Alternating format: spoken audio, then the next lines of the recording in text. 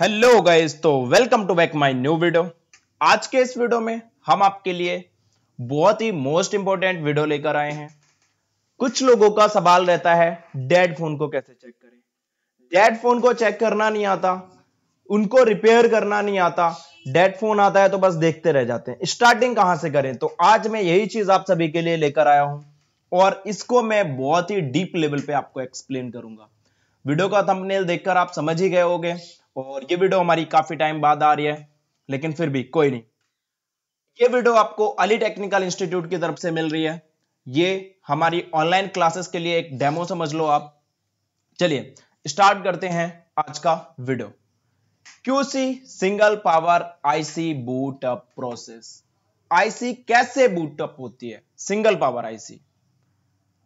सबसे पहले हमारे फोन के अंदर जो क्वालकॉम का सर्किट आता है उसके पास हमें पावर आईसी मिलती है सिंगल। डुअल पावर आईसी का भी सर्किट आता है, ट्रिपल पावर आईसी का भी सर्किट आता है। बात करते हैं जब पीएम, सीपीयू, ईएमएमसी और डीसी टू डीसी, इन चारों का क्या कनेक्शन होता है। जब हमारे पास कोई डेड फोन आता है तब हमें स्टार्टिंग कहां से करनी चाहिए। चलो आज इसी चीज को स्टेप बाय स्टेप समझते हैं।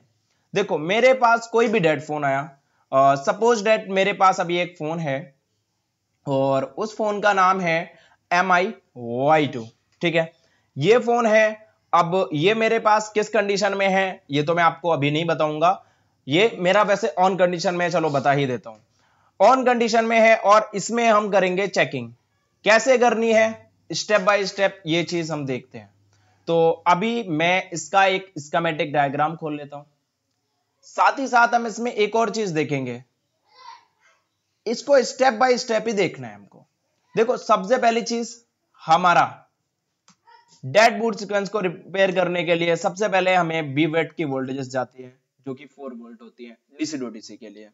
लेकिन हम इसमें बैटरी, जब बीवेट लगता है तो वीपीएच बन जाता है, बैटरी लगती है तो वीपीएच बन जाता है। कितना बनता है और कहां कहां बनता है, ये वीपीएच बन जाता है आपका पावर आईसी के पास। जितने भी ये बक कॉइल के कैपेसिटर होते हैं, जो बक के कैपेसिटर होते हैं उनके पास। अब ये चीज मैं आपको आगे चल के बताऊंगा, लेकिन हमको क्या करना है, ये सारा वीपीएच आपका आउट हो जाता है और ये सभी जगह पूरे मदरबोर्ड में डिस्ट्रीब्यूट हो जाता है एक तरीके से।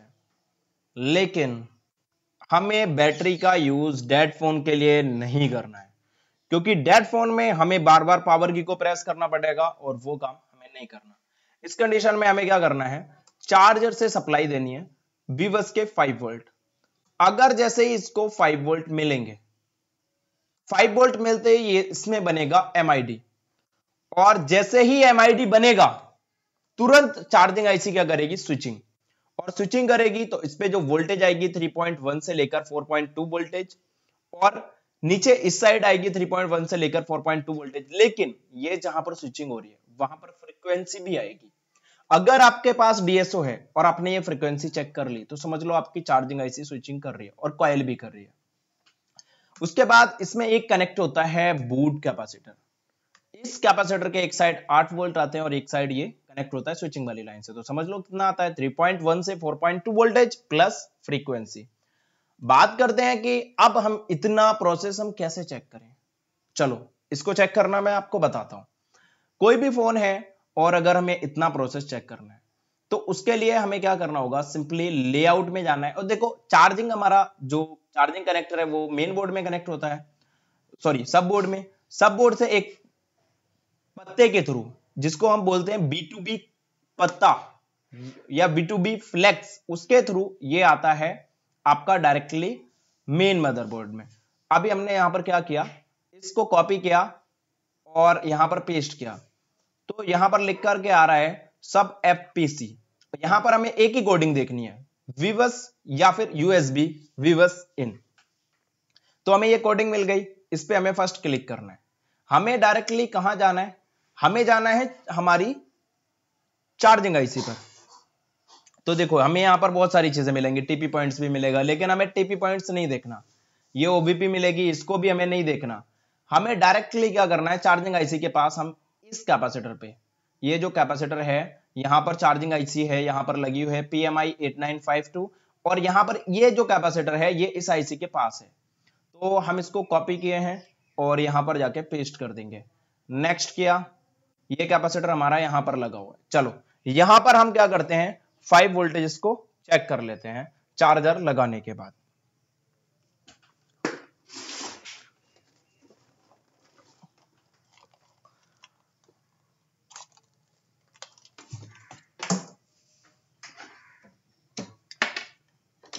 मैं इसमें पावर देता हूं।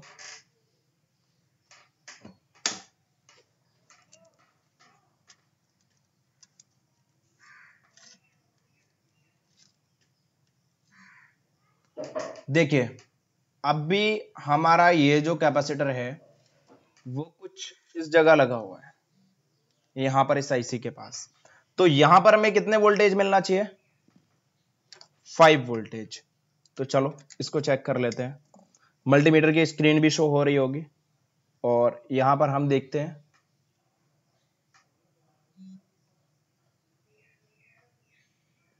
वेट, ये देखो 5 वोल्ट, 5.2 वोल्टेज। तो यहां से हमने क्या देखा, हमें यहां से इतना अंदाजा लगा कि हमारा विवस इन हो रहा है। अब विवस पूरी तरीके से वर्किंग है या नहीं है, इसके लिए हमें क्या करना पड़ेगा, इसके लिए हमें चेक करना पड़ेगा इसका एमआईडी। तो एमआईडी के लिए इसके जस्ट सामने एमआईडी होता है, ये वाला कैपेसिटर लगा हुआ है और इस कैपेसिटर पे जाके हम इसमें करते हैं और ये कैपेसिटर बिल्कुल जस्ट इसके पास लगा हुआ है। इस कैपेसिटर पे भी हमें अप्रोक्स 5 वोल्टेजेस मिलना चाहिए।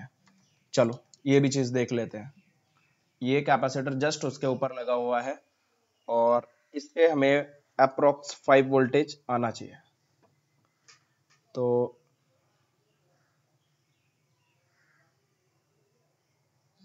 5.1 वोल्टेज, मतलब इस पे भी आपका प्रॉपर ठीक है।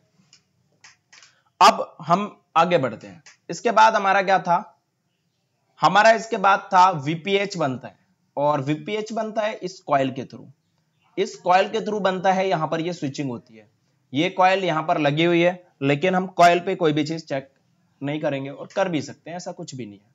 ठीक है, हम डायरेक्टली क्या करेंगे, या तो इस डायोड पे चेक कर लो या फिर आप इस कैपेसिटर पे चेक कर लो। मैं इस कैपेसिटर को कॉपी करता हूं और कॉपी करने के बाद मैंने यहां पर पेस्ट किया।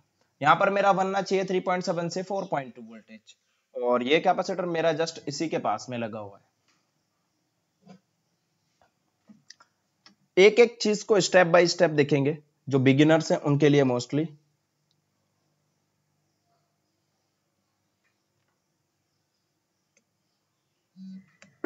थ्री 3.5 वोल्टेज, ठीक है। मैंने आपको बताया था 3.1 से लेकर 4.2 वोल्टेज तक आ रहा है। अभी हमें ये बूट कैप देखना है, तो बूट कैप को हम बहुत आसानी से ढूंढ सकते हैं और इसको ढूंढने की एक ऑफलाइन ट्रिक भी होती है कि इसको हम बिना स्कीमेटिक की सहायता से भी देख सकते हैं। लेकिन स्कीमेटिक से देखना है तो बस स्विचिंग वाली ट्रैक से ये जो भी कैपेसिटर कनेक्ट हो, ये देखो ये कैपेसिटर कनेक्ट है, उस कैपेसिटर पे आपको वोल्टेज चेक करनी है। और ये एक साइड इसके लगभग आधी वोल्टेज आती है और दूसरी साइड इस पे फुल्ली वोल्टेज आती है, जो ये कैपेसिटर लगा हुआ है। इस कैपेसिटर पे अभी हम चेक करते हैं।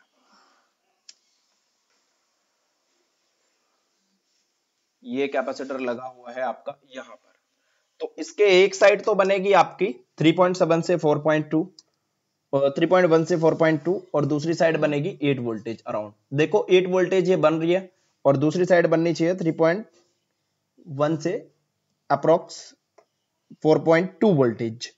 तो इसको भी देख लेते हैं। ये है 3.6, ओके। तो हमने इतना चेक कर लिया। यही चीज अगर हमें ये यहां पर कैपेसिटर्स लगे हैं पावर आईसी के पास, अगर यहां पर भी वीपीएच नहीं जाएगा तो भी हमारे लिए प्रॉब्लम हो जाएगी। तो ये कैपेसिटर्स अभी कहां लगे हैं इसको समझना पड़ेगा। तो इसके लिए हमें जाना पड़ेगा पावर आईसी के पास। तो पावर आईसी के पास ये जो पावर आईसी का नंबर है इसको कॉपी कर लो या फिर इन कॉइल्स को कॉपी कर लो। एक भी कॉइल्स को कॉपी करोगे, यहां पर पेस्ट करोगे, नेक्स्ट करोगे, तो आप डायरेक्टली बक सेक्शन पे पहुंच जाओगे, बक कन्वर्टर। और ये कैपेसिटर दिए हुए हैं, S1 के लिए अलग कैपेसिटर है, S2 के लिए अलग कैपेसिटर है, S3 के लिए अलग कैपेसिटर है। ये S1 S2 S3 क्या है, ये बक कॉइल्स की स्कीमेटिक कोडिंग नेम है, सिस्टम 1 सिस्टम 2 सिस्टम 3, ठीक है। अभी हमें इसमें से एक को कॉपी कर लेते हैं, सिंपली एक पे देख लेंगे और हमें अंदाजा लग जाएगा कि हाँ सभी का आ रहा है मोस्टली। और हमने यहाँ पर चेक किया तो ये कैपेसिटर यहाँ पर लगे हैं। एक और खास बात बताऊं, ये कैपेसिटर मैं बहुत पहले से जानता हूं, विदाउट स्कीमेटिक मैं इसको आसानी से चेक भी कर सकता हूं, लेकिन बस आपकी नॉलेज के लिए मैं इसको दिखा रहा हूं आपको। तो अभी हम इसको प्रॉपरली चेक करके बताएंगे कि ये कैसे वर्क करता है। चलिए देखते हैं।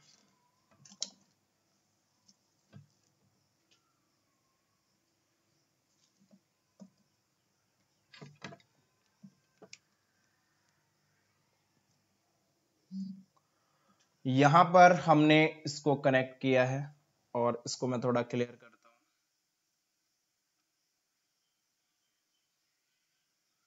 चलिए अभी हम चेक करते हैं इसको और हम समझते हैं। तो इसमें ये जो कैपेसिटर्स लगे हैं जितने भी एल शेप में, ये सारे के सारे आपके वीपीएच कैपेसिटर कहलाते हैं।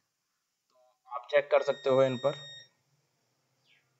जैसे कि मैंने इस पे एक पे रखा और मल्टीमीटर बंद हो गया। ओपन करते हैं।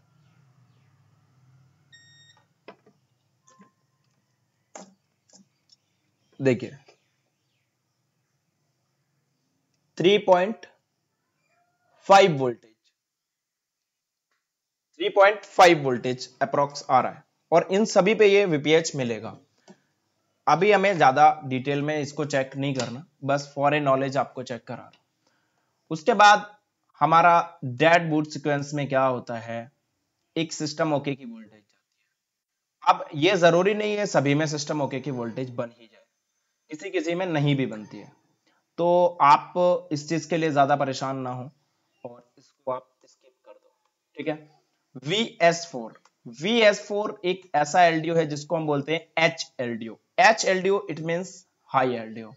आपको इसको एकदम से जाके चेक करना है, कुछ नहीं करना, सिंपली स्कीमेटिक में जाओ और S4 वाली कोडिंग वाली कॉइल को कॉपी कर लो। S3 S4, ये S4 वाली कॉइल है, इसको हमने कॉपी किया। कॉपी करने के बाद हमने इसको पेस्ट किया। पेस्ट करने के बाद नेक्स्ट करेंगे। नेक्स्ट करने पर हमें ये कॉइल यहां पर मिली देखने को। तो चलो ये देख लेते हैं कि इसमें कितना वोल्टेज आ रहा है। यहां पर हमें जो वोल्टेज मिलना चाहिए वो अप्रोक्स 2 वोल्टेज के अराउंड मिलना चाहिए, 2.05।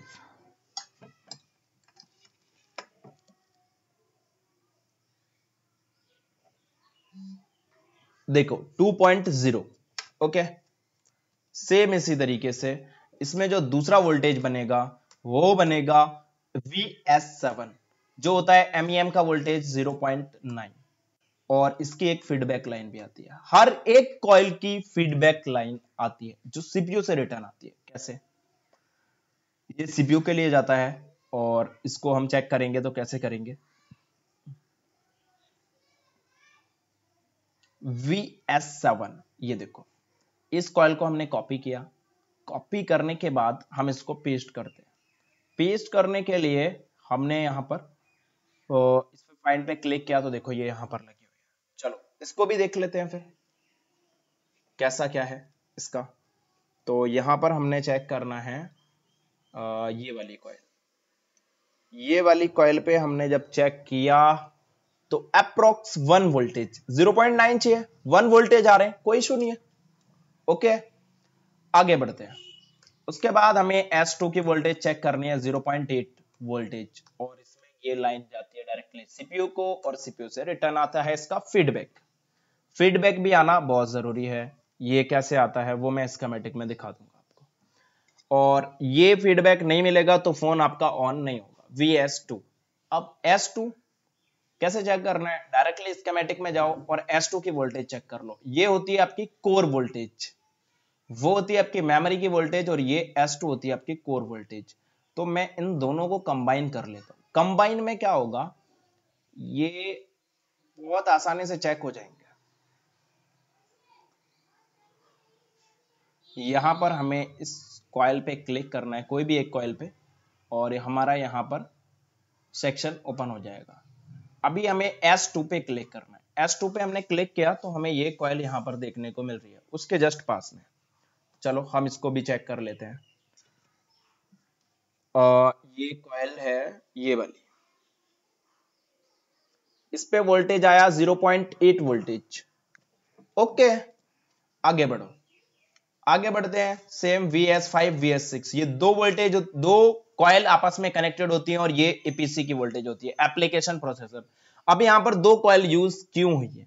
ये दो कॉइल इसलिए यूज हुई हैं ताकि यहां पर एम्पियर को बढ़ाया जा सके। बक कॉइल का काम होता है एम्पियर को हाई करना और वोल्टेज को लो करना। वोल्टेज वही रहेगी, एम्पियर हाई हो जाएगा और यहां पर आपको 0.8 वोल्टेज मिलना चाहिए। ये भी आपके सीपीयू के लिए मोस्ट इंपॉर्टेंट वोल्टेज होती है और इनका भी एक फीडबैक सिग्नल आता है जो यहां से आता है और जाता है। कैसे? ये वोल्टेज जब यहां से जाती है, सेम VS6 के भी यहां से जाती है और यहां से एक सिग्नल आता है जो फिर इसका फीडबैक सिग्नल होता है। चलो VS5 और S6 देख लेते हैं कहां पर है। और ये है S5, यहां पर ये लगी हुई है और यहां पर है S6, ये दोनों आपस में कनेक्टेड भी हैं। S6 देखो ये आपस में कनेक्टेड है। अब बात करते हैं इनका फीडबैक। फीडबैक कहां था? ये देखो, sense line, remote sense line. 5 और 6 रिमोट सेंस लाइन का मतलब यही आपकी फीडबैक है और ये आपका रिटर्न आता है यहां से। ये देखो V voltage feedback S5 S6, और इसको आपको बस यहीं से वो रिटर्न हो जाता है। बस ये ज्यादा उसमें दिखाते हैं, बट इसमें ज्यादा टेंशन लेने की जरूरत नहीं। S5 और S6 ये पास में है। 0.8 वोल्टेज बनना ही चाहिए। अगर नहीं बनेगा तो फिर हमारा फोन ऑन नहीं होगा। चलो चेक कर लेते हैं। ये हैं दोनों कॉइल्स, 0.9 0.8, मतलब अप्रोक्स 9 वोल्टेज ही है, 0.8 ही वोल्टेज है। ठीक है, कोई इशू नहीं है।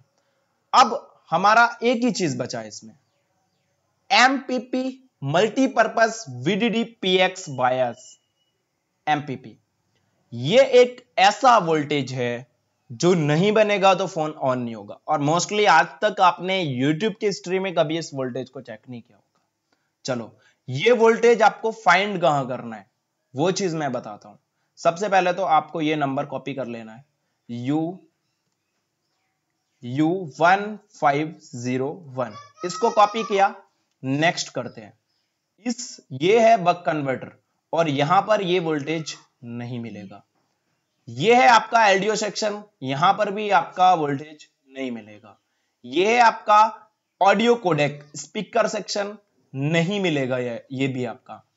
यहां पर है आपका ग्राउंड, यहां पर भी ये नहीं मिलेगा। यहां पर है ये कंट्रोल, यहां पर भी नहीं मिलेगा। फिर सर मिलेगा कहां? नेक्स्ट करो।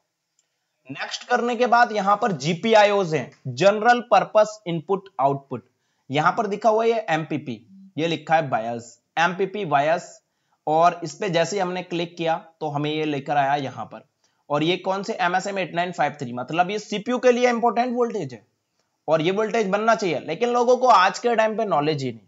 चलो ये कहां बनती है इसको देखते हैं। ये कैपेसिटर का यहां पर इस कैपेसिटर पे बनती है, चेक कर लेते हैं फिर चल के, क्योंकि ये सारी चीजें हमें पता होनी चाहिए। अगर नहीं पता है तो फिर हम एक अच्छे लेवल पे काम कभी नहीं कर सकते। तो ये बिल्कुल जस्ट ऊपर है, यहां पर हमें चेक करना है इसको। चलो देख लेते हैं फिर। ये है हमारा कनेक्ट ये इसको क्लियर करते हैं। और वो कैपेसिटर हमारा ये वाला है, ये वाला। अब हमें यहां पर कितनी वोल्टेज मिलना चाहिए? 1.2 मिल रही है, प्रॉपर है, मतलब ये भी वोल्टेज बन गई। इसी तरीके से हमें स्टेप बाय स्टेप आगे बढ़ना है। ये 1.2 वोल्टेज है जो CPU के लिए जाता है। V regular LDO5 most important volt in the motherboard, और यही वोल्टेज आपकी जाती है eMMC में, और यही वोल्टेज जाती है आपकी eMMC के एक रैम में भी जाती है, और यही eMMC के VCC-Q की भी वोल्टेज होती है जो 1.8 वोल्टेज होती है। यहां से डायरेक्टली जाती है ये CPU में, और CPU, और ये यहां से आपका, ये थोड़ा रॉन्ग हो गया, यहीं से जाती है आपके eMMC में। और ये VDD जहां पर भी लिखा हो तो समझ लो ये रैम की वोल्टेज है, और रैम को भी वोल्टेजेस की नीड होती है। ये कहां बनती है और कैसे चेक करना है? इसको चेक करने के लिए हमें क्या करना होगा, एक एक चीज बताऊंगा मैं आपको, बस पेशेंस बना के रखो। इसको चेक करने के लिए U150, सॉरी ये नंबर नहीं है, 1501 ही है शायद, 1501 है इसका पावर का नंबर। हमने नेक्स्ट किया, PM8953 पे पहुंचेंगे। हमें इसका LDO सेक्शन में जाना है। ये हमारा LDO सेक्शन है और वी रेगुलर LDO 5। इसका ये देखो कैपेसिटर दिया होगा यहाँ पर, ये कैपेसिटर है और इस कैपेसिटर पे आपका 1.8 वोल्टेज आना चाहिए। डायरेक्टली जाके चेक कर सकते हैं, यहां पर ये कैपेसिटर है और यहां पर 1.8 वोल्टेज चेक करनी है। चलो देख लेते हैं।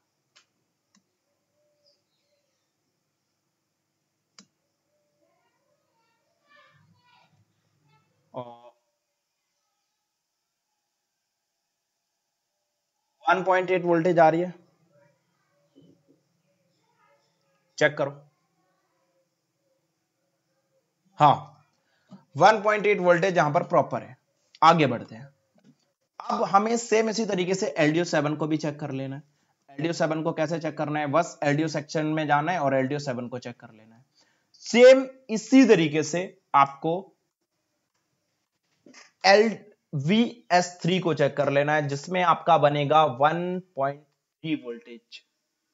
कैसे चेक करना है, चलो मैंने आपको बहुत आइडिया बताया, पूरा स्टार्टिंग से बताया है। अब मैं आपको पूरा थ्योरिकली समझाता हूं। देखो ये जो वोल्टेज होती है मोस्ट इंपॉर्टेंट वोल्टेज होती है, और हमारा जो पावर आईसी होती है उसको, पावर आईसी को वर्क कराना है, और पावर आईसी वर्क तभी करेगी जब उसको पूरा वीपीएच मिलेगा। ठीक है, वीपीएच मिल गया और पावर आईसी रेस्पॉन्स दे रही है नहीं दे रही है, ये चीज हमें चेक करना कैसे। अब हमें आगे बढ़ना है VS3। VS3 को आप कैसे चेक कर सकते हैं, VS3 को आप पहले तो डायरेक्टली जाएंगे, आप इस तरीके से चेक करेंगे। एक और तरीका बताऊंगा, टेंशन ना लो, एंड में आते आते इसको इतना डीप लेवल में ले जाएंगे हम, बहुत ज्यादा। हमने यहां पर इस पे क्लिक किया, इस कॉइल पे, इस कॉइल पे क्लिक करने के बाद ये हमें VS3 की ही वोल्टेज है। हमें ये कॉइल S3 जहां पर भी लिखा हो, सिंगल पावर आईसी का सर्किट हो, समझ लो लो ड्रॉप आउट, लो ड्रॉप आउट। ठीक है, अब ये बात है कि इसमें कितना वोल्टेज बनेगा, इसमें वोल्टेज बनेगा आपका 1.1 या फिर 1.3 अराउंड, और ये वोल्टेज जाती है आपकी ईएमएमसी में, VDD की वोल्टेज बनती है। अभी मैंने आपका क्या बताया, वोल्टेज ड्रेन टू ड्रेन, ये सिस्टम होता है और ये आपकी रैम के लिए जाती है। ओके, यहां से ये वोल्टेज रैम के लिए चली जाती है। ये चीज मैं आपको प्रूफ करके भी दिखा देता हूं। एक दो चीज इस पे मैंने क्लिक किया, क्लिक करने के बाद ये मेरा LDO सेक्शन में भी जाता है, क्योंकि उसमें मैंने दिखाया अभी आपको कि ये वोल्टेज हमारी यहां से निकलकर पावर में भी जाती है और यहां से निकलकर ये आपकी ईएमएमसी में भी जाती है। चलो इस चीज को फिर दोबारा से देख लेते हैं। यहां से निकली और ये फिर पे हमने यहां पर क्लिक किया VDDCA, और ये क्या है U1901, यहां पर डाल देते हैं U1901 और इसको नेक्स्ट करेंगे। देख लो ये सीपीयू है और ये हमारी ईएमएमसी है, तो ये वोल्टेज हमारी ईएमएमसी के लिए भी जाती है, जो कि ये रैम के लिए होती है मोस्टली। ठीक है, आगे बढ़ते हैं। फिर यहां पर दिया होता है एक क्रिस्टल। क्रिस्टल जब तक वर्क नहीं करेगा तब तक यहां से स्लीप क्लॉक नहीं निकलेगा। स्लीप क्लॉक होता है 32 किलो हर्ट्ज। अगर ये स्लीप क्लॉक यहां से नहीं निकला तो समझ लो हमारा सर्किट वर्क नहीं करेगा, फोन ऑन ही नहीं होगा, फोन कोई रिस्पॉन्स नहीं करेगा। अच्छा सर, ये स्लीप क्लॉक कहां से चेक करें, कैसे मिलेगा स्लीप क्लॉक? सिंपली पावर का नंबर कॉपी करो, इसका पावर कॉपी नहीं होता इसलिए मैं इसको बार बार मैन्युअली कॉपी कर रहा हूं। तो यहां पर हमने जैसे ही क्लिक किया, हमें कंट्रोल सेक्शन में जाना है। ये होता है इसका कंट्रोल सेक्शन। ये देखो XTL जहां पर भी लिखा हो समझ लो वो आपकी क्रिस्टल की इनपुट आउटपुट है। XTL 19 मेगाहर्ट्ज इनपुट और 19 मेगाहर्ट्ज आउटपुट। यहां से जब ये फ्रीक्वेंसी, जब ये आपका पूरा प्रॉपर वर्क करेगा तो यहां से आपकी जो वोल्टेज निकलेगी, ये देखो स्लीप क्लॉक, इसको बोलते हैं स्लीप क्लॉक, और यहां पर लगा हुआ एक 0 ohms का रजिस्टर। इस 0 ohms के रजिस्टर पे आप ये भी चेक कर सकते हो कि हाँ ये आपका फ्रीक्वेंसी आ रही है। ये आपका एक एज ए टेस्ट पॉइंट है। टेस्ट पॉइंट का मतलब कि आपको इसमें डायरेक्टली आईसी को पैड वगैरह पे चेक करने की जरूरत नहीं है, डायरेक्टली आप इसको चेक कर सकते हो। और ये स्लीप क्लॉक जाता कहाँ है? ये स्लीप क्लॉक यहां से निकलकर जा रहा है एक आईसी में, और उसका नाम है MSM 8953। MSM मतलब सीपीयू। तो इसको हम देख लेते हैं, क्या हमारी सीक्वेंस सही बोलती है? हाँ, ये सीपीयू में जाता है और स्लीप क्लॉक की सप्लाई बनती है। VRAGE LDO 13 कैसे चेक करना है और ये जाता कहाँ है? ये मोस्ट इंपोर्टेंट LDO होता है। अब मेन चीज क्या है, हमें नॉलेज नहीं है, हम कहीं ना कहीं तो फंसते हैं। अब ये चीज हमें अपने अंदर ढूंढनी है कि हम फंस कहाँ रहे हैं। हमने फिर पावर का नंबर कॉपी किया और इस पे नेक्स्ट करते हैं, नेक्स्ट करते हैं। नेक्स्ट करने के बाद हमें LDO सेक्शन जाना है इसके। ये देखो हमारा ये बक कन्वर्टर है, ये LDO सेक्शन है। अब ये हमने कौन सा देखा? LDO 13 ये है। LDO 13 हमें इधर को लेके आना है नेक्स्ट में। ये हमारी LDO 13 है 3.0। ये वोल्टेज भी हमारी बनना चाहिए, और ये वोल्टेज हमें कहां पर? इस कैपेसिटर पे देखने को मिलेगी। 3.0 वोल्टेज हमें मिलना ही चाहिए, अदरवाइज हमारा सर्किट काम नहीं करेगा, फोन डेड रहेगा। हमें ये सारी चीजें पता होनी चाहिए कि कौन सी वोल्टेज बन जाती है। LDO 8 सेम 2.9 वोल्टेज, ये बनती है VCC की वोल्टेज, और ये वोल्टेज नहीं बनेगी तो आपका फोन ऑटो IDL मोड पे भी चला जाएगा। हमें इसमें यही देखना है कि हमारा कौन सा वोल्टेज नहीं बन रहा। अगर ये वोल्टेज आपका नहीं बनेगा, सपोज डेट ये वोल्टेज आपका नहीं बना, ये EMMC है, तो यहां पर ये एक वोल्टेज बनेगा VCC, ये VCC। और ये वोल्टेज देखो VRAGE LDO 8 2.9 वोल्टेज। अगर ये वोल्टेज भी नहीं बना तो भी हमारा फोन डेड और ऑटो IDL पोर्ट बनाएगा। LDO 12 VDD PX HDC, और ये वोल्टेज भी बनना आपका बहुत जरूरी है 2.9 वोल्टेज। ये सारी मैं आपको चेक करा देता, बट वीडियो बहुत ज्यादा लंबा हो जाएगा। मैंने आपको एक आइडिया दे दिया कैसे चेक करना है, स्टार्टिंग से इसीलिए बता दिया। ये जो तो VDD PX है, एक्चुअल में ये आपको मिलेगा कहां, कैसे ढूंढना है? सिंपल सा वही चीज क्या बोला था मैंने अभी आपको, LDO 12 से निकल रहा है तो LDO सेक्शन में जाना है। मैं आपको इतनी बार परफेक्ट कर दूंगा इसमें, LDO सेक्शन में जाना है।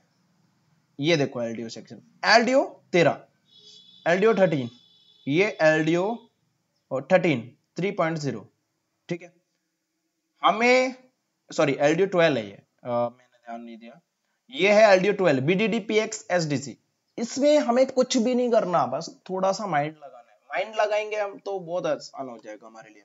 LDO 11 सेम उसी तरीके से चेक करना है, और ये भी वोल्टेज हमारे लिए बनना चाहिए, और ये SD कार्ड के लिए जाती है MMC। उसके बाद बनती है सप्लाई BB क्लॉक, और ये हमारे फोन के लिए मोस्ट इंपॉर्टेंट सप्लाई है, क्योंकि ये वो क्लॉक फ्रीक्वेंसी है जो आपके पूरे मदरबोर्ड में डिस्ट्रीब्यूट होती है। और ये जब डिस्ट्रीब्यूट होती है तो वेट, ये कॉपी नहीं होता कभी कभी। ये जब पूरे फोन में डिस्ट्रीब्यूट होती है तो ये जाती है सीपीयू को, और सीपीयू से जितनी भी क्लॉक फ्रीक्वेंसी है, जहां जहां भी क्लॉक की जरूरत होती है, वो इसी बीबी क्लॉक से लेके आगे प्रोवाइड करता है एक तरीके से। तो ये हमारा बीबी क्लॉक कहां मिलेगा? हमें ये कंट्रोल सेक्शन में मिलेगा। Control section XTL in, XTL out, power on reset, ये सारी चीजें मैं अभी आपको बताने वाला हूं। बीबी क्लॉक, बेसबैंड क्लॉक, यहां पर ये आपको इस पे क्लिक करना है। ये जाती कहां है? ये सीपीयू में जाएगी। MSM बीबी क्लॉक EN, इसको हमें चेक नहीं करना, ये इनेबल है। बीबी क्लॉक इसको चेक करना है हमें जब भी करना है, और ये बीबी क्लॉक आपका डायरेक्टली यहां पर एंटर होता है CXO करके। और ये बीबी क्लॉक आपको चेक कैसे करना है? तो इसको चेक करने के लिए हमारा यहाँ पर एक 0 ohms का रजिस्टर लगा हुआ है, जो पावर के पास ही लगा हुआ है। इसको देखो, इस पे जाके आपको इस पे फ्रीक्वेंसी बनना चाहिए। कितनी बनेगी समझना चाहोगे? 19.2 मेगाहर्ट्ज। और ये फ्रीक्वेंसी आप सिर्फ और सिर्फ DSO से चेक कर सकते हो, अदरवाइज आप किसी से नहीं कर सकते। उसके बाद पावर ऑन रीसेट, ये क्या होता है? अगर ये 1.8 वोल्टेज मिला तो समझ लो आपकी पावर ने जितने भी वोल्टेज निकाले वो सारे के सारे ओके हैं। ये वोल्टेज अगर मिला तो पावर एटलीस्ट रेस्पॉन्स कर रही है कि आपकी पावर कहां तक वर्क करेगी। अब इसको चेक करने के लिए हमें क्या करना होगा, सिंपली कंट्रोल सेक्शन में रहना है, कुछ नहीं करना। पावर ऑन रीसेट का एक है ये ऑप्शन, ये देखो पावर ऑन रीसेट, इस पे हमें क्लिक करना है।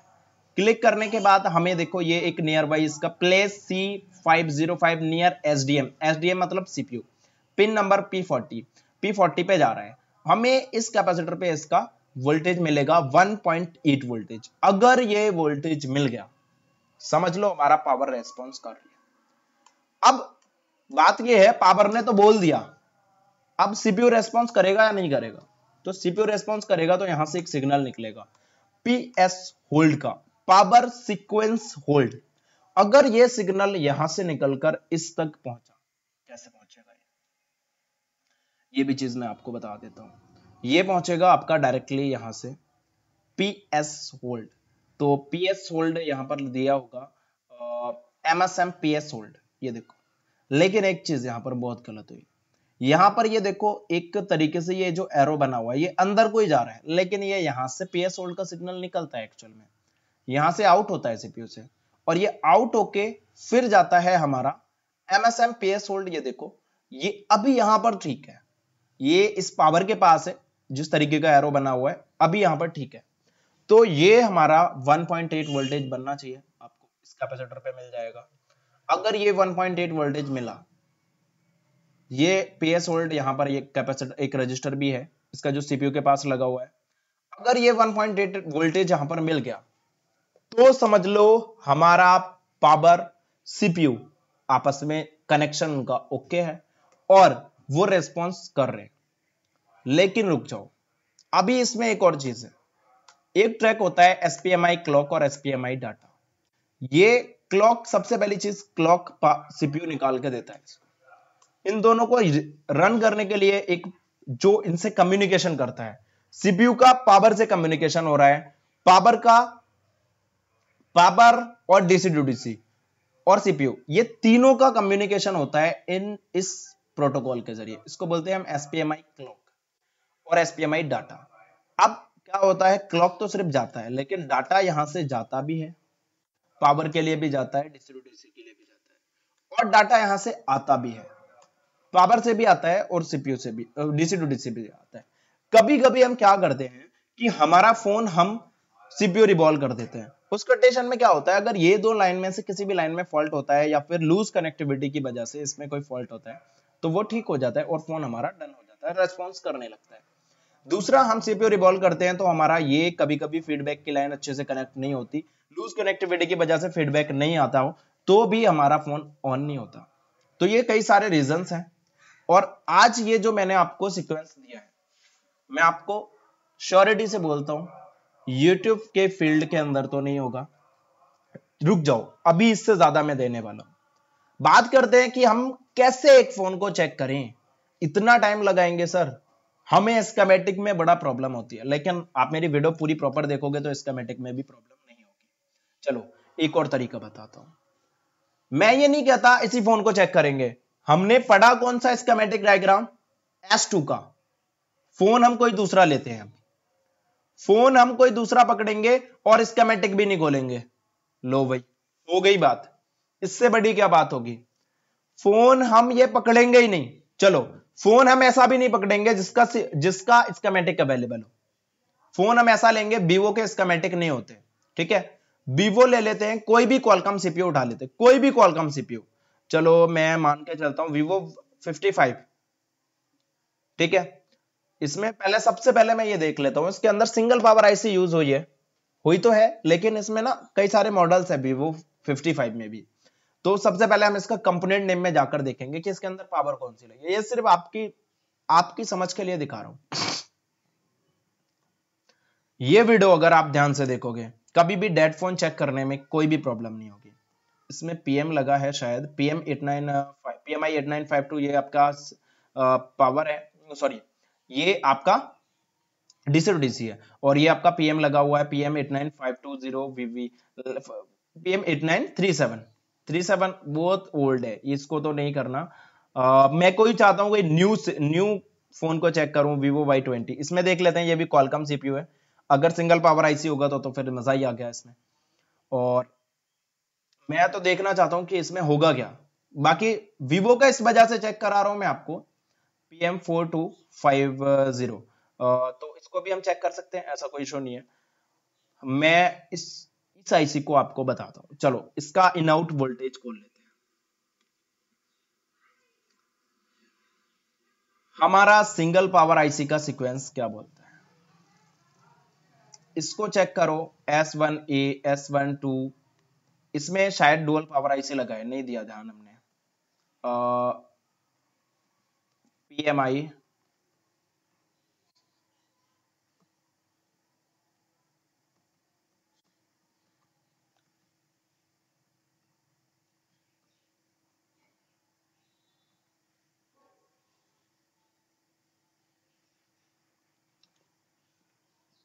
चलो हमने फोन लिया है Vivo Y55।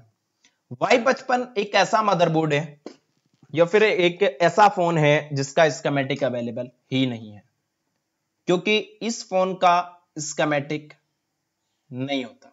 ठीक है, चलो Y55 छोड़ते हैं, Y91 उठाते हैं, दोनों को भी देख लेंगे, ऐसा कुछ भी नहीं है। इसका सबसे पहले हम देखते हैं कि इसके अंदर पावर कौन सा लगा हुआ है, उसके बाद Y91 भी क्वालकॉम है, इसको भी हम समझेंगे पूरा डिटेल में। Y91, Y93, Y95, ये तीनों एक ही मॉडल हैं जो क्वालकॉम के लिए यूज होते हैं। चलो अभी हम देखते हैं कि इसके अंदर जो पावर लगी हुई है, पावर लगी हुई है PM439। चलो इसका बूट सीक्वेंस देखते हैं। हमें इसका स्कीमेटिक डायग्राम है ही नहीं, तो हम इसका यूज करेंगे इन आउट वोल्टेज का। इसका यूज मेरे हिसाब से बहुत कम लोग जानते होंगे, क्योंकि वो लोग बस एक ही बात में कंफ्यूज है कि सर वोल्टेज बनेगी कौन सी। वोल्टेज तो सारी दिखा रखी है, कुछ बनती हैं कुछ नहीं बनती हैं। मैं बताता हूं ना कौन सी बनेगी। आपको कुछ भी नहीं करना, आपको सिंपली हमारा ये वीडियो का उठाना है और इसमें देखना है। सबसे पहले हमें चेक करना है VS4, S4 चेक कर लो डायरेक्टली। देखो VPH वगैरह तो वो सारा आप चेक कर ही लोगे, अगर VPH भी चेक करना है तो वो भी मैं बता देता हूं। यहां पर देखो VBUS इन होता है और यहां पर आपका VPH पावर बनता है और यहां पर आपका VWAT का सप्लाई। लेकिन आपको क्या करना है, VPH पावर और VBUS चेक करना है। ये चेक करने के बाद आपको यहां पर नियर बाई एक ऐसा कैपेसिटर मिलेगा जो दोनों साइड से GR देगा। उस कैपेसिटर पे आपको एक साइड 3.7 से 4.2 वोल्टेज और दूसरी साइड 8 वोल्टेज चेक करने हैं। अब इसके पास कहीं भी मिल सकता है, इसको ढूंढने के और भी तरीके हैं, लेकिन एक मैंने आपको बता दिया। अब यहां पर हमें क्या देखना है, S4 का वोल्टेज। S4 का वोल्टेज कैसे मिलेगा, देखो S2, S1, VRAISE S7, S5, S6, हमें S4 का वोल्टेज देखना है। S3 भी मिल गया, लेकिन पहला हमें S4 ही चेक करना है। तो S4 ये देखो VRAISE S4, मतलब इस कैपेसिटर पे कितना मिलना चाहिए, 2.5 वोल्टेज बनना चाहिए। ये बनेगा, ऐसा नहीं बनेगा, ये हमारा सीक्वेंस है। और दूसरा फिर हमें S7 का वोल्टेज चेक करना है 0.9। तो S7 कहां दिया हुआ है, इसमें यहां पर S7, इस कैपेसिटर पे आपको 0.9 बनना चाहिए। S5 S6 भी बनना चाहिए 0.8, सिर्फ S1 का छोड़ के बाकी S2 भी बनना चाहिए 0.8। ठीक है, S1 को हमें चेक नहीं करना, लेकिन उन्होंने यहां पर S1 भी दे रखा है, बट हमें ये चेक नहीं करना क्योंकि हमारे सीक्वेंस में हमने S1 को नहीं डेनोट किया है, देख सकते हो आप। उसके बाद MPP1 VDD वायास MPP1 1.2, क्या ये वोल्टेज इसमें शो कर रहे हैं, चेक करते हैं। VDD वायास MPP1 VDD ले, ये वोल्टेज इसमें नहीं है क्योंकि इसका स्कीमेटिक डायग्राम नहीं है और इन्होंने ये चीज नहीं दिखाई। लेकिन मैं ये भी आपको फाइंड करके बता सकता हूं, इसका भी हमारे पास बहुत बढ़िया जबरदस्त सॉल्यूशन है। हर एक चीज पता होनी चाहिए हमें, लेकिन अभी हम नहीं बताते इसको। ठीक है, आगे बढ़ते हैं। अब हमें क्या चेक करना है, इसके बाद इसके जस्ट बाद हम LDO5 की वोल्टेज चेक करेंगे। LDO5 पे 1.8 बन रही है, चलो ये देख लेते हैं। अगर हमारा सीक्वेंस सही होगा तो LDO5 पे 1.8 बनेगी। लो, ये LDO5 पे 1.8 वोल्टेज चेक कर सकते हो। देन उसके बाद आगे बढ़ना है आपको, फिर VRAISE L7 1.8, क्या VRAISE L7 पे 1.8 है, चलो देख लेते हैं। क्योंकि अगर हमारा सीक्वेंस सही होगा तो L7 पे 1.8 होगी, अगर सीक्वेंस गलत होगा तो LDO7 पे 1.8 नहीं होगी। देखो 1.8 वोल्टेज। आगे बढ़ते हैं। इसके बाद हमें चेक करना है S3 पे 1.3 वोल्टेज। S3 कहां मिलेगा हमको? S3 मिलेगा हमें इसके पास S3 1.2 या 1.3। ओके, आगे बढ़ते हैं। अब हमें क्या चेक करना है? इसके अलावा स्लिप क्लॉक इसमें नहीं डेनोट होगा। जिसका स्कीमेटिक नहीं होता उसमें स्लिप क्लॉक आप ऐसे नहीं ढूंढ सकते, इसका भी कुछ अपनी पर्सनल ट्रिक्स होती है। LDO 13, LDO 12 और LDO 11। LDO 13, LDO 12, LDO 11 इसमें नहीं है। LDO 12 ये है VDD PX2 SDC। अब यहां पर तो सिर्फ PX2 SDC लिखा है, कैसे पहचानोगे ये कितनी वोल्टेज है? चलो उठा लो हमारा सीक्वेंस, और LDO 12 में 2.9 वोल्टेज बनते हैं। डायरेक्टली 2.9 वोल्टेज यहां पर जाकर चेक कर लो इस कैपेसिटर पर। नहीं बन रहे, पावर को उठाओ और उसको चेंज कर दो, हो सकता है। और इस ट्रैक को भी चेक कर लो कि इसमें कहीं पर शॉर्टिंग नहीं होना चाहिए। LDO 11 पे क्या है? और 11 इसमें दिया कहां है? ये LDO 11 और LDO 13। LDO 11 पे 2.9 ही है और LDO 13 पे 3.0 ही है। चलो चेक कर लेते हैं। LDO 11 पे 2.9, LDO 13 पे 3.0, और ये आपका USB का वोल्टेज है, और ये चीज हम ऑलरेडी आपको बता चुके हैं। इसके अलावा हमें इसमें चेक नहीं करना। फिर हमें चेक करना है LDO 8 2.9 VCC, जो EMMC के लिए जाता है। ये है LDO 8 2.9 VCC, जो LDO के लिए जाता है। देन उसके बाद हमें क्या चेक करना है? उसके बाद हम चेक करेंगे इसमें सिर्फ और सिर्फ एक ही चीज, कि अगर हमारा सिंगल पावर आईसी का सर्किट है, पोर्ट बन रहा है नहीं बन रहा। अगर नहीं बन रहा तो डायरेक्टली EMMC को हटाओ, UFI में लगाओ, हेल्थ चेक करो। हेल्थ में इशू है तो उसको प्रोग्रामिंग करो, जो भी उसका मेथड होता है। ये मैंने आपको अभी बताया सिंगल पावर आईसी, और इस तरीके से आप इसको देख सकते हो। बीबी क्लॉक इसमें पता नहीं चलेगा, पावर ऑन रीसेट पता नहीं चलेगा, PS होल्ड पता नहीं चलेगा, लेकिन ये सारी चीजें भी पता लग सकती हैं। इसकी सिंपल सी एक ट्रिक होती है, वो ट्रिक आप देखो पहले इस वीडियो को, क्लासेस को ज्वाइन करो, समझो और डिटेल में जानने के लिए। बाकी मैं अभी आपको एक और चीज बताऊंगा इसमें, और रुको, कुछ चीजें मैं इसमें और ऐड कर देता हूं। अभी यही चीज हमने क्या देखा था, यही चीज हमें Vivo Y55 में भी नोटिस करनी है। Y55 में इन आउट वोल्टेज हम देख लेते हैं। अब एक चीज होगी, Y55 में कॉइल 6 यूज होंगी, क्योंकि वो एक ओल्ड सर्किट है और इसमें 6 कॉइल्स यूज होंगी। 1 2 3 4 5 6, ये 6 कॉइल्स यूज हुई हैं बस। लेकिन बस एक ही चीज कम होगी, इसमें S7 की वोल्टेज कम होगी, बाकी सारी चीजें सेम होगी। कैसे? S4 चेक करना है। ओके, S4 के बाद S7 नहीं होगी, इसमें S5 S6 चेक कर लो। देन उसके बाद S2 चेक कर लो, उसके बाद S3 भी चेक कर लो, डायरेक्टली चेक कर सकते हो। देन उसके बाद आप चेक करके ये सारी वोल्टेज चेक कर लो जो जो हमने आपको बताई है। इस तरीके से आप किसी भी डेड फोन के फॉल्ट को पकड़ सकते हो कि वो एक्चुअल में फॉल्टी है कहां से। ये होती है स्टेप बाय स्टेप, और इसकी ट्रबल शूटिंग, कैसे इसको रिपेयर करना है, अगर हमारी ये वोल्टेज नहीं बनती है तो हमें कैसे आगे जाना है, क्या करना है, उस चीज के लिए क्लासेस ज्वाइन करनी पड़ेगी।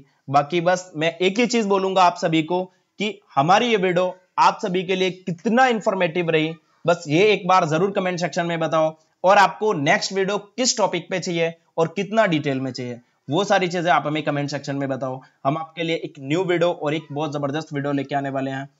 और जिसको भी क्लासेस ज्वाइन करनी है तो हमारा बैच स्टार्ट होने वाला है। आप हमसे हमारे दिए गए व्हाट्सएप नंबर पे कांटेक्ट कर सकते हो, ये हमारा व्हाट्सएप नंबर है, और आप एक डिटेल में हमारे साथ जुड़ सकते हो। हमारी लाइव क्लासेस भी चलती हैं, प्लस डेली 2 घंटा सपोर्ट क्लास भी होती है। चलिए मिलते हैं आपसे एक नेक्स्ट वीडियो में और नेक्स्ट न्यू टॉपिक के साथ। तब तक के लिए जय हिंद, जय भारत।